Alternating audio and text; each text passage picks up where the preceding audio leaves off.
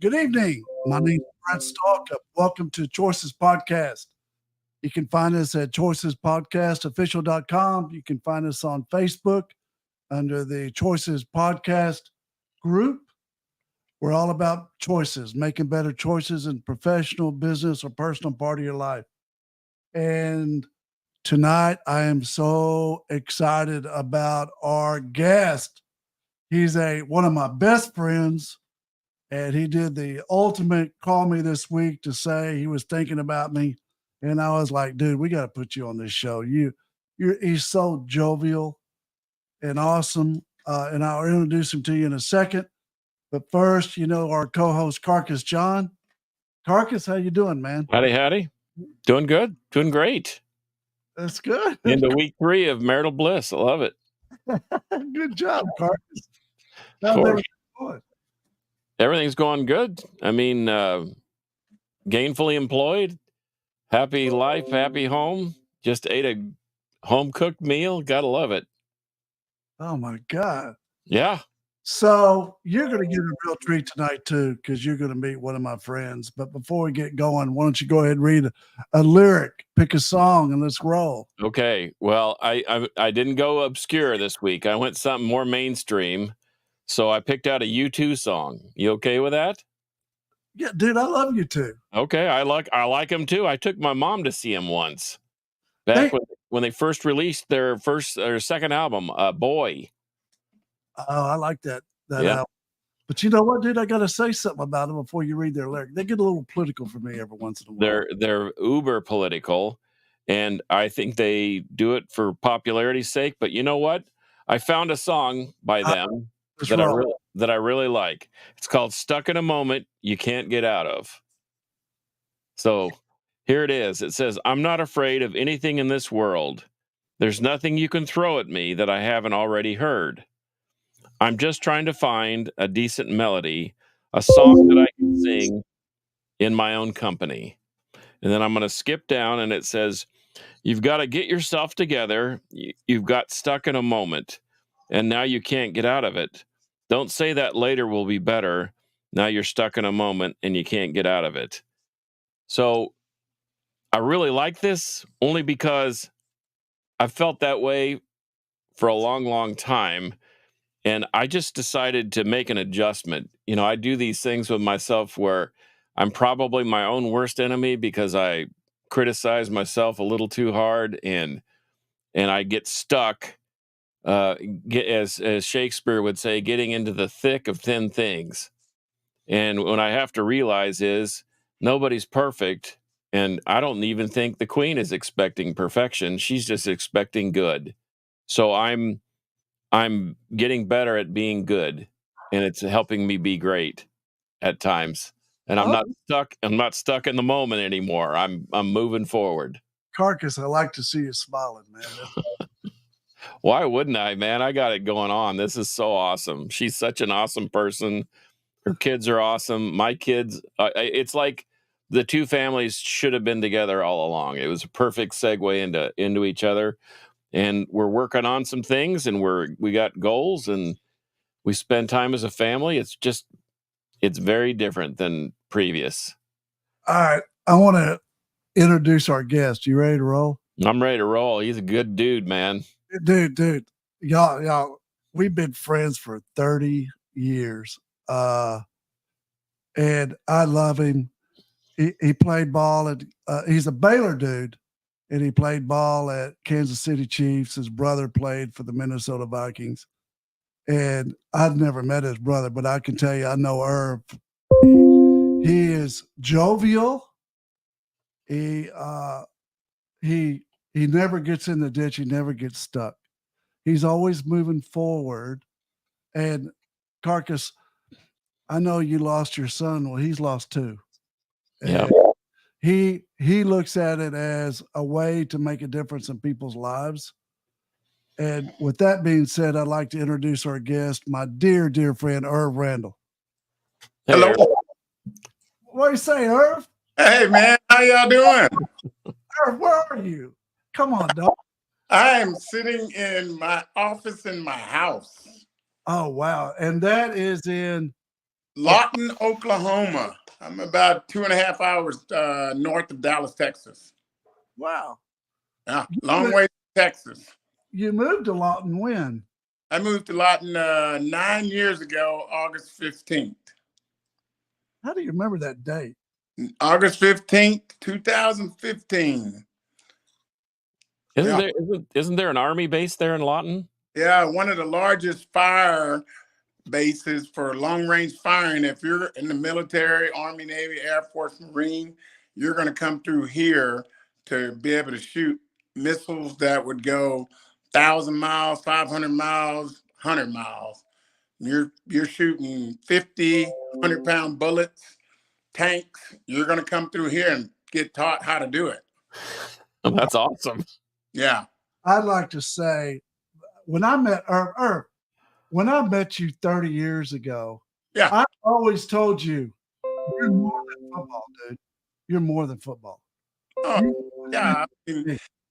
I mean, looking back on my life, football was just a moment. It was just a short moment.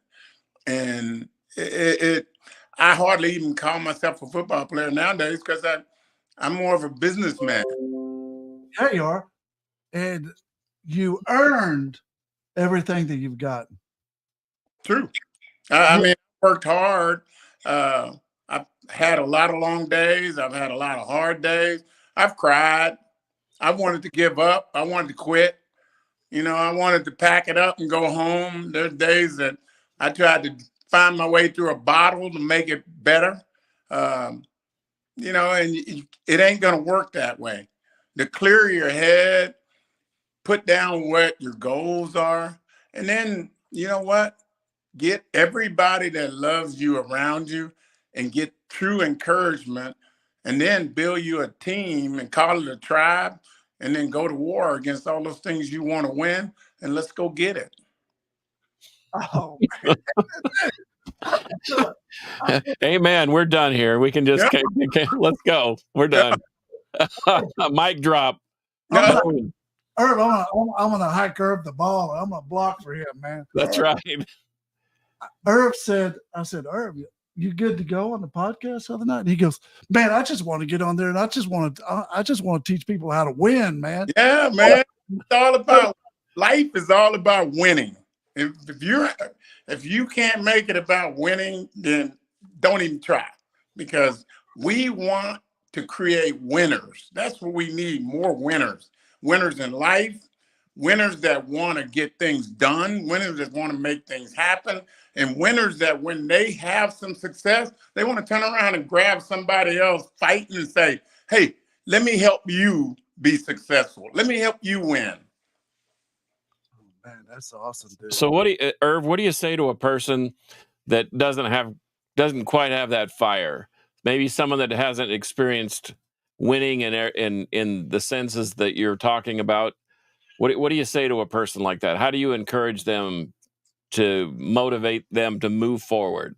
Well, I think you get out a piece of paper and you write down 5 numbers, 1, 2, 3, 4, 5. And you start with the 5 most important things in your life. Those 5 things every day, we're going to work on those 5 things. Is it, I want to lose weight? Do I want to make more money? Do I want to have a wonderful family? I'm going to work on each one of these things every day. If I consistently do my best 100% every day, then you know what? I'm going to cross off one because I don't need to work on that every day. I've already got that accomplished and I know how to handle that. Then I'll move to the second one. I'm going to continue until I get all top 5 wiped off and they just become a consistent thing in my life. And you know what? I don't have to focus on them. Every day I'll get up thinking about them. And then I'll get me 5 more and I'll list me 5 more. And then, you know what? You'll find yourself every day you get up, you got a mindset of things that you want to do for people, yourself, your family. You have it all. Well, I was gonna go ahead, Brett. What's the 4, 3, 2, 1 for? You just stay with the 5? Yeah, I just think you go 1, 2, 3, 4, 5. You find 5 things. Okay, I got it. Start with 5. Don't load yourself up with 10 or 20. Everybody wants to put a big list together. No, Let's start with a small list and let's chop that down and get used to doing it. And once you get used to doing it, it becomes a habit. And habits are not easily broken. So if they're great habits, you're going to do it every day. You've read that book, Atomic Habits. And then I'm telling you right now, you know, one of the greatest things I heard from my son who passed away, my is that, you know, everybody says, hey, God is there, God is here, God is around. But to some people, you know, you got to remember, to a starving person, food is God. They can't see God because they're starving. What's their God? Food. If I'm starving, you can't talk to me about God. Food is my God. Now, if you supply me with food, that's where I find God, is in my food. And in my life, I look at it this way. God has always been there for me to help me and guide me and protect me. I went through high school, I went through college without any major injuries playing football. Dude, look at your body. You built like a, I was like, man, there might be a gun range out there, but when them bullets hit him, it's going to bounce off. And I got these young kids that come to me all the time. You know, they're trying to tell me, I want a career. I want to do this. I want to do that. I said, let me tell you something, buddy. I'm about to be 62 years old, and I've had 2 careers in one lifetime. 2. And I said, nothing was promised to me. I just got up every morning and got after it and attacked it and did it the right way. And then at the end of the day, I can lay down and go to sleep knowing, hey, you know what? I did everything the right way. I do it in my business every day. Sometimes people come to me and go, I got a great idea, can make you a lot of money, but we're going to have to hedge this. We're going to have to do this. I said, no, all money ain't good money. I'd rather make it the old fashioned way, a little bit at a time, then I'll never have to look behind. Me too, brother. That's it. Yeah. Hey, it makes you sleep at night. I rub my dogs and tell them good night, and I'm happy. I take a slow nickel over a fast dime any day. There you go. There you go. It makes good life. It does. It makes a good life. What happened to Benjamin? What happened? Yeah, it makes a good life. What happened to Benjamin? Let me tell you, Ben was going to be my person that takes over this place when I retire. We had a plan. We had put it all together. And at some point, Ben decided he'd go back to Dallas. He had been divorced. He was going to go back and work on his marriage. He had a son. He's got a young son, 6 years old. He was going to go back to Dallas and work on his marriage, and we were all for it. And he created a company. He started building his own company. And as we know, you know, a lot of times you can invest all your money in a company and you're 100% in, and that company can eat you from the inside out. Yeah. And that's exactly what happened. And, you know, long story short, at some point, that was his demise by being so deep into that company that he lost really sight of what life was about. And at that point, he took his own life. And taking your own life, you know, we were both saddened. Me and my wife, the whole family was saddened. But like I told my wife after about a week or two, I sat in the room one night and just kind of thought to myself, looking at all this thing that's went on in our lives, how do we take the next step to move forward? You know, because you're hurting inside. And we've been through this before with our older son. You know, it was an accidental death. And then this one was a self-inflicted death.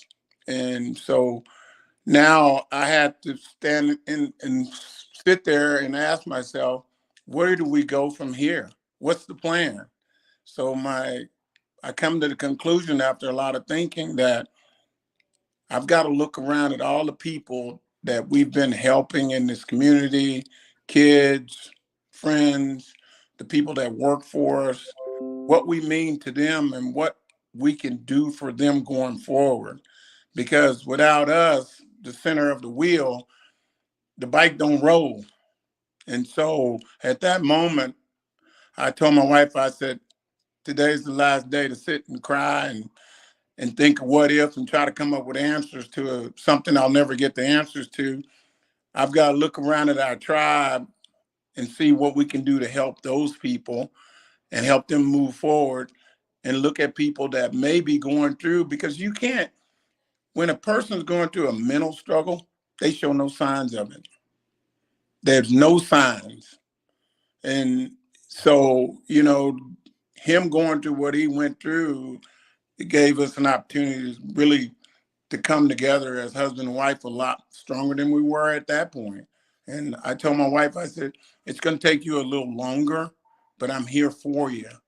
And we talked about it. We talked about the situation. We talked about, I said, there's not going to be any answers. It's a lot of why, when, how come, but there's really no answers. And we've got to move forward. And, you know, now we're about 7 months, 6, 7 months later, we're looking at the situation, and we're doing a lot with some suicidal victim families here in the community, organizations that we work with, charity organizations, and trying to help other people that have gone through the same thing move forward and not get stuck in that area. And it's so easy to get stuck because you'll start blaming yourself and you start asking questions, and you're never going to get the answer. They're not in drugs. They're not in a bottle. They're not in, you can't find them. You can't get the answers. I'm so proud of you, dude. I knew Benjamin would call me. Yeah. Oh, yeah. Beautiful. I mean, we're very lucky. We got a 6-year-old kid out of the deal, Miles, and just the smartest, most intelligent kid. I talked to my daughter-in-law the other day. She's got him doing golfing, and I called her and I said, "Is that because of me?"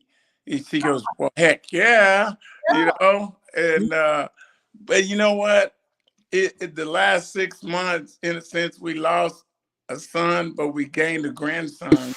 And, you know, we got 3 grandkids, and it's our life.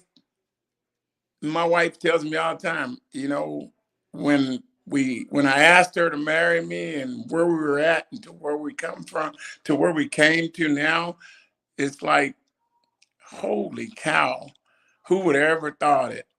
And we are very blessed, and every day we don't take it for granted. And it's one of the best things. You gave me the best advice about 20, 28 years, 29 years ago, Brett. What was that, You brother? remember what that was? What? Get up every morning, go work out. Yes. I started that. I tell people that all the time. I said, he gave me the best advice because you were getting up, going work out, and I started doing that in this automobile business. They said, you can't do that and come in and put in a whole day. I started doing it about 28 years ago. I've been doing it still to this day. So when I walk into a room, people are like, man, you look like you can still play. I tell guys all the time, I'm about to be 62 years old. I said, I have a good regimen of eating. My wife assures me of that. I exercise. I said, I do everything I can so I can get the best me. No matter what I'm doing, you're going to get the best me. I want you to get all of me, not me be like, I'm tired or I can't give you a full energy. You're going to get the best leader from me because I'm going to give you all that I got because I was prepared for this. Dude, that's incredible. I'm so glad you're on our show. I am. Man, that's the thing. I do we do a monthly meeting at our dealership, and my number one thing to all our employees, I tell them all the time, communication is the biggest killer in life because people don't understand. A head nod says nothing. What I think somebody's thinking says nothing. But if I talk to you directly, I can find out more from you in 5 minutes than what I think you're thinking, or I thought you meant when you had a head shake. So I'm always telling them, Communication. If the world communicated more face to face and talk, we'd be better off. Amen. Amen. Yeah. Amen. Preach, Earl. Preach. Yeah, we'd be better off. Hey, when I'm picking a jury, Dr. Phil taught me how to pick a jury. Mm. There's so many people, lawyers sit there and watch out of 52 people. Mm. They'll sit there how they're dressed or what they do. I get them talking, man. Yeah. By the time I get through with them, I want them going to the river. There you go. I want to baptize them. There you go. I tell people that all the time. When someone buys a car from me after talking to me, they want to take me with them home with their new car. And I love this guy. He's part of our family. And I go, I know what that feeling feels like. That's why I tell them all the time. I tell you a funny story. I enjoy my job so much, and I don't even call it a job nowadays. My HR and comptroller have to come tell me occasionally, hey, you didn't even pick your paycheck up over the last month. Because they pay me every 2 weeks, and sometimes I forget I get paid to do what I do. And they'll be like, hey, you hadn't picked your paycheck. My wife will come to me and go, I have your paycheck. I said, oh, I forgot. She goes, yeah, you often forget you have a paycheck. I said, because I have the greatest job in the world. I have so much fun. I get to talk with people. I get to lead a group. I got my own tribe. I said, man, it doesn't get no better than this for a little small town boy from Mumford, Texas. God. Yeah. That's all. Yeah. Tell Bridget I love her. Man, you do, and I do too. You know, it's so funny. I was talking to one of my buddies, and I said, you know, when you marry somebody and you really say, okay, I'm marrying this girl, do you marry him because you see the potential? And when I looked at her, I said, you know what? That girl knows more than I know. So I didn't see the potential. I saw the greatness in her. And then nowadays I sit there and go, I think you're going to be better suited to run this company than me, because she is way better leader. She puts on an annual golf tournament that raises somewhere close to $125,000 in a little small town like this. She's been doing it for about 9 years. She puts together, it's a double group, about 144 golfers. It's a morning group of 18 and afternoon of 18. And she puts it all together with all her charity organizations. She's got about 5 different charities she raises money for. And I sit there and just go, that's just amazing. And she's on every board in this city. So she's got all the pull and stroke to know the right people. And she just puts me in the right situation. So call it how you want. I married the right woman, and you know what?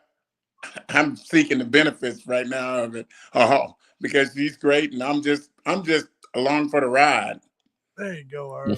Yeah. Earl, do you ever walk out in the parking lot and see if you still got it on selling a car? Oh yeah, I do it all the time. You know, my number one deal I do is I'll get it up. I have cars put on the showroom floor. Yeah. And I'll sit in a car on the showroom floor with the windows down and just sit there for 2 or 3 hours. And people forget I'm there. And I'll listen to the conversations that salesmen are having, managers are having.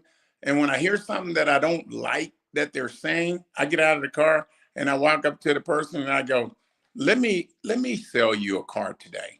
I go, hey, welcome to Classic Lawton Chevrolet. I'm Ervin Randle. I'm your top salesman here.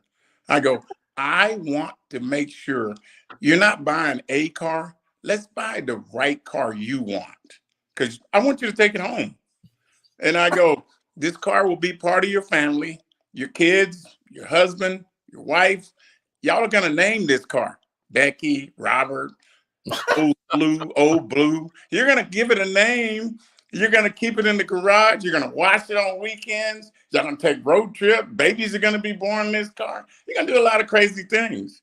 I said, let's make sure it's the right car for you. Salesmen try to sell you what they want because that's the car they like. No, you got to listen to the customer. I go back to Dale Carnegie, best book he ever wrote. You know, Yeah. it's all about helping people what they want. People don't care what you want. Yeah. They want to take care of themselves. Yeah. And that's why I said I enjoy my job. I don't call it a job. I say job, but I enjoy what I do. And I'm one of the most blessed guys that I tell you from my heart, because you don't make it 8 years in the NFL as a middle linebacker, coming out of where I come from, a little old sharecropper shack in South Central Texas, no running water, no indoor plumbing. My mom made $22 a week. I wrote her name on the back of a check and cashed them. She wanted a pack of Cools cigarettes, and I got to get 2 apple sticks. And then I'd bring her money back, and she'd go, "Where's my change?" And I grew up in that house with no running water, no indoor plumbing, slept in the bed with my brothers and them for 18 years. And I went off to college at Baylor University, one of the greatest institutions. I would never change anything in my life. I've had a life in which I would just do the same blueprint back over and say, everything's the same. It's been great. It has. You know, I had a partner in the business one time, and I always asked him, I said, dude, he was older than me. Yeah. You good? You square if something happens? He goes, oh, yeah, man. I square. I said, you good with your mother? Your mother's leaving? Goes, oh, yeah. I sat down with her right in front of her face, and I said, Mom, we've had a good run. We have had a good run. Right. You know, I have no regrets. None. Yeah, man. It's been an awesome ride. And I still got a lot of things I want to do for other people right now. That's what I'm trying to do nowadays, do things for other people. And my thing is that I had never been to Oklahoma before we moved here. Never. Really? Moved here, lock, stock, and barrel. But that's been my life. I've had to move from one area to another area to find success. I had to move from Mumford to Baylor, from to Waco, from Waco to Tampa, from Tampa back to Dallas, from Dallas to here. I've had to move. But you know what? Every time I moved, it was a new opportunity, but it was me. I was there. I'm the difference. Because when I came, I brought me to the table. And everybody in that room said, who's that guy? Because when I went to General Motors and talked to them, I'm the first minority Chevy dealer to open a store in the state of Oklahoma in 2015. So when I come to the table, I bring me. I got my NFL bag back there that says, I bet you might have a car guy, but you ain't got one that played in the NFL. So I bring it all and show it to them, and I go, I just don't carry one purse. I carry 2. Car dealer, NFL. So somebody's going to open the door and go, I want to talk to this guy. Ervin, do you still got that picture where you were tackling Walter Payton? I still got it. I still got that. I still got me tackling Walter Payton. I got a game room up there. I hardly get upstairs to my second floor, but I go up there, sitting there and look at that stuff and go, man, what? I got my helmets up there, and I sit there and look at that stuff and go, God, I don't know how I did that. Man. But I was team captain for 4 years while I was in Tampa for 6. You know that's all you got to say. Once you have a picture of you tackling Walter Payton on the wall, it's like Muhammad Ali wrote me an autographed picture when I represented Don King Jr. Yeah. You remember Don? Yeah. Like, that's all I ever need. Yeah. Oh, yeah. You know, you go sit there and you just look at them and you say to yourself, that's me. That was written to me. That's me in that picture. Yeah. So, I mean, that's why I say to this day, you know, when I walk in a room, I tell people all the time, I don't go in there loud and trying to get myself recognized and this and that. I go in there, introduce myself to everybody, and just say hi. And people always tell me all the time, I never knew it, but people had to tell me, you always introduce your first and last name when you introduce yourself. I said, you know why? Because when I was growing up, all I had was just my last name my mom gave me and my first name that my grandfather gave me. So I'm so proud of that because I don't have a middle name. So when I come to the table, you're going to know who I am because you're not going to go, hey, I just met this guy named Ervin. You're going to go, I met Ervin Randle because I'm going to give you both of it. I'm going to give you the first and last name, and you're not going to forget me. Dude, I had there was a judge, County Court 6, Berlin Bashirs. Mm-hmm. Great guy. Anyways, I used to sign my name back then when I was a chief in his court. B, straight line, S, straight line, BS. Yeah, Mr. Stalkup, would you please come up here to my bench? Say, yes, sir. And I go up. He goes, what's this? I said, that's my name, BS. He goes, oh no. We ain't gonna have that in my court. From now on, you're gonna sign your name where you can read it. Oh my gosh. And I did it ever since then. Brett Stalk. Hey man, I introduce myself everywhere I go. I tell them my whole name, and people always say, "I've never met a guy that tells you his whole name." I said, "I want you to know who I am, and there's a story behind who I am." And people go, "Man, I've got to go find out who this guy is." And I said, I look at my brother. My brother had a longer career than me. Well, it's like I tell him, it's easy to have a long career when somebody else cut the path for you, because I had to do a lot of work to make that path. Yeah. Listen. I had to cut down trees, had to toe stumped, had to get battle tested. I had to go through a lot. You know what he did? He just followed the path and just said, man, it's already carved out. I just go through this, gives you a longer term because you don't have to put yourself through so much beating. So I am, like I said, I am one guy that I look back over my life and I just say to myself, I wouldn't change a damn thing.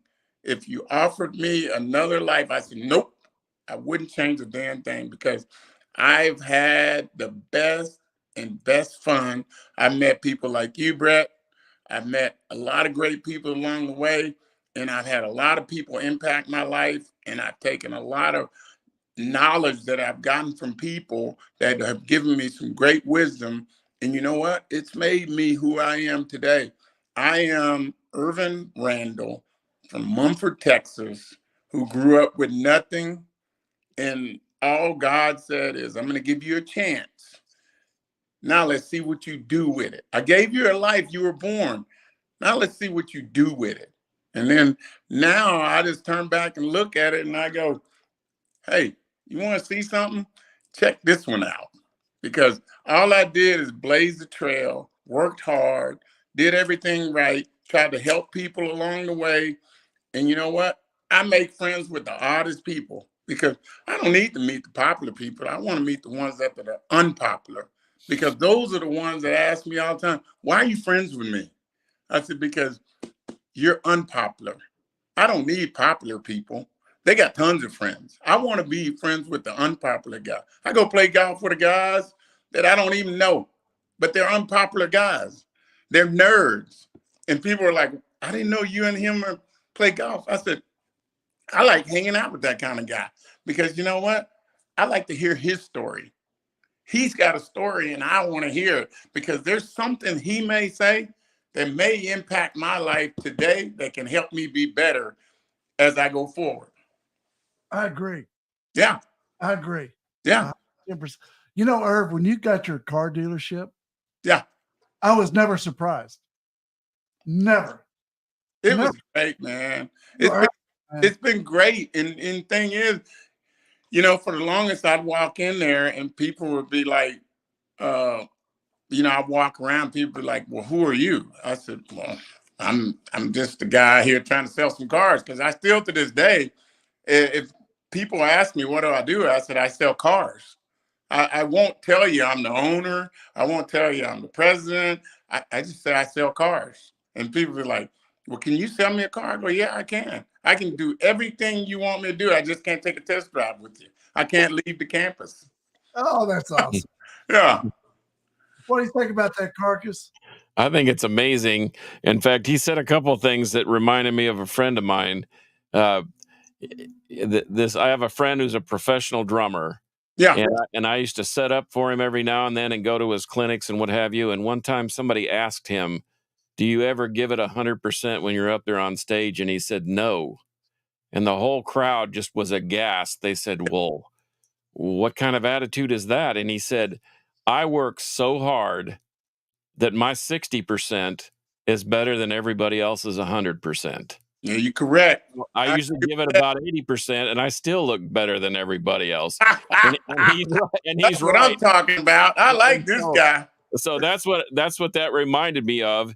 And then you said something about, and I wrote down the 5 important things that are most important to me. If you see us looking down, I'm always writing because I feel like I know technically Brett and I are supposed to be the teachers, but I always feel like our guests are smarter than we are. But anyway, but you talked about something of getting into a routine or a habit where you don't really have to think about it. And I hearken back, and Brett can vouch for this because he's had a background in martial arts too.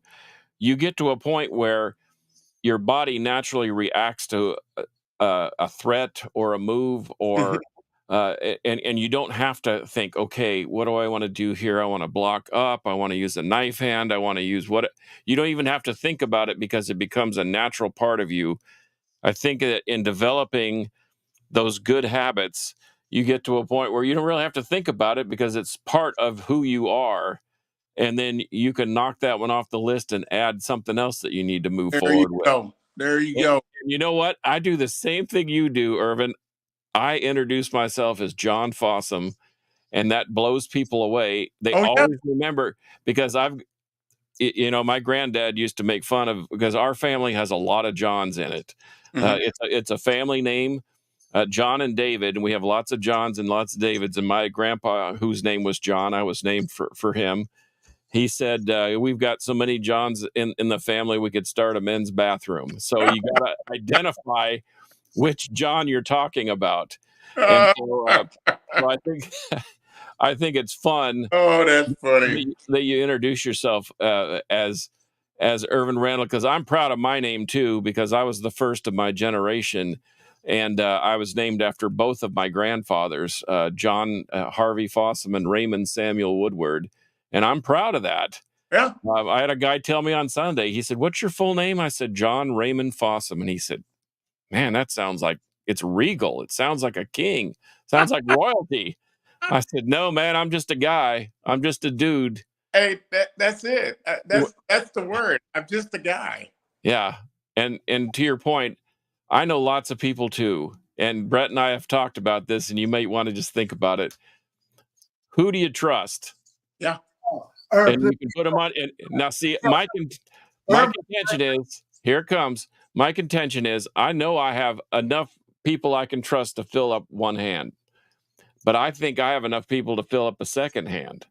Yeah. And Brett's always saying, no, you don't, no, you don't. But then I thought about it long and hard the other day, because I do a lot of driving here in the Metroplex, and I don't listen to the radio sometimes. I listen to the sound of silence, so it helps me think.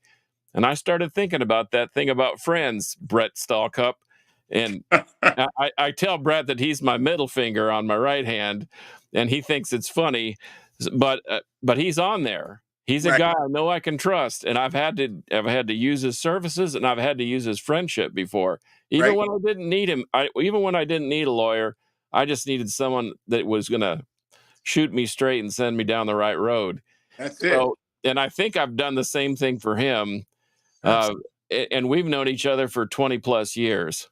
But anyway, I appreciate you spending some time with us, because I'm a huge sports fan. I was trying to explain to somebody the other day that sports really is life, if you think about it. Yeah. Not everybody can be the middle linebacker. Not everybody can be the quarterback.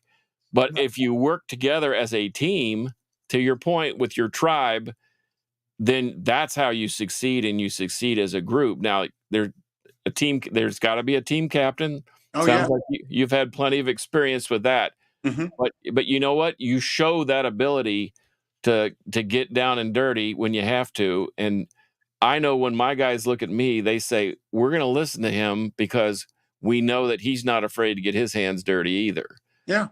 So I really appreciate your time. I've loved sitting back in the weeds and letting you two interact because I know you've been friends a long time. Listen, I feel, Irv, I know you play football, but I've always told you you were more than football to me. Oh, yeah. And tonight, I feel like you got the bat in your hand and you stepped up to the plate and you're still swinging for the fence, right? Yeah. I feel like I'm pitching to you tonight. Well, you better get a reliever warming up in the bullpen because he's knocking him out of the park, Brett. I can tell you this, I try to stay humble because I want to make people come around me. I want to stay humble. I want to make people come around me. I want people to ask. I want people to try to figure out. I want people to question, because there's so many people that have questions, but they just don't know how to answer them, or they're afraid to ask you. And they're going through some things in life that you probably can have an impact on them. Mm-hmm. And by you staying humble and telling them, hey, I'm just a guy. Like you just said, I'm just a guy. Mm-hmm. I want people to come around me. I get people all the time walk up to me and go, your success, how you are, how you dress. I go, that has no impact on who I am. Get to know me, because I like country music. I like rock and roll. I like R&B. I never go to a golf course without music. I tell people all the time, you can't listen to music with me, because I have a plethora of music. It covers the whole genre of music while I'm playing. You can hear U2. You can hear John Travolta. You could hear everybody. You could hear Sammy Davis Jr. I got everybody playing on my music. I got a DJ that puts this music together, and I go out there and I sit there and people go, what, man, where do you get all this music? I go, dude, when I'm out here for 4 hours, I'm going to enjoy the day.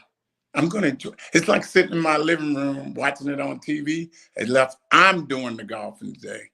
And so I'm going to make impact on people's life. That's my ultimate goal, is to help change some people's lives, give them the correct information, because there's so much false information being delivered to these young people and to older people. I want to give them some information that they know is true, something they can lean on. True. Just the truth. Yeah. I want to give them the truth. And I want them to take the truth and say, hey, you know what? This guy is telling me some information that's the truth. And I got nothing to lie about. My stories are not going to be elaborate and crazy. They're just truthful. Yeah. This is 2024. In 1962, I was born in October 12, 1962. And I was born into a house by a midwife with nothing in this house but me, my mom, and 2 brothers. Oh, my God. We have nothing. How do you get from nothing to this part in life? 62 years later, we're sitting here going, this is the life. And nowadays, these kids have everything around them and can't get from A to B. No. And they're either saying, I'm going to go take B, or I'm going to go shoot B, or I'm going to steal B, but I'm not going to go work for it. I'm not going to wait for it. They don't understand it. Me, I'm like, my mom said, you're going to work for everything you get. And then once you get it, you can appreciate it. You give somebody a car when they're 16 years old, and I see it all the time. People come in, buy their child a brand new car. And the kids don't appreciate the car. I get the car back in about 6 months because the parents bring it back and want me to buy it back because they've been out jumping mounds with their friends in the cow pasture. I go, who does that? Some people buy a car, they drive off the lot, and I cringe looking at the car because I go, that's the last time that car have a nice bath and be clean because it's going to kill itself. They're going to kill this car when it leaves here. It'll never get washed. They'll eat burgers, fries in the car. The windows will stay down all the time, and they drive down a dirt road, and that car will never be the same. So I'm always telling people, what are you going to do with this car? I know you own it, but what are you going to do with it? Because it means something to me. In this life I've led to this point, it means something that I share it with other people because I'm sure God wouldn't want me to just keep it in a box and say, you know, keep your secret to yourself, your success and what you went through, what I brought you through. No, I have to share this with other people, with young people, young Black men, young white men, blue men, green men, women. I share it with all of them. And they're just amazed that they're hearing it from a guy that's sitting there going, yeah, I own this place. I own this. All these people work for me. But I never tell them they work for me because the biggest lesson I ever learned from my first boss, we all work together. Yeah. We work together. And I tell them all the time, you know, if you're in front of somebody and you're the parent, you say, this is my child, not this is the child I have. You know, like you don't really want it, like it was an accident. No, this is my child. Like this is my star.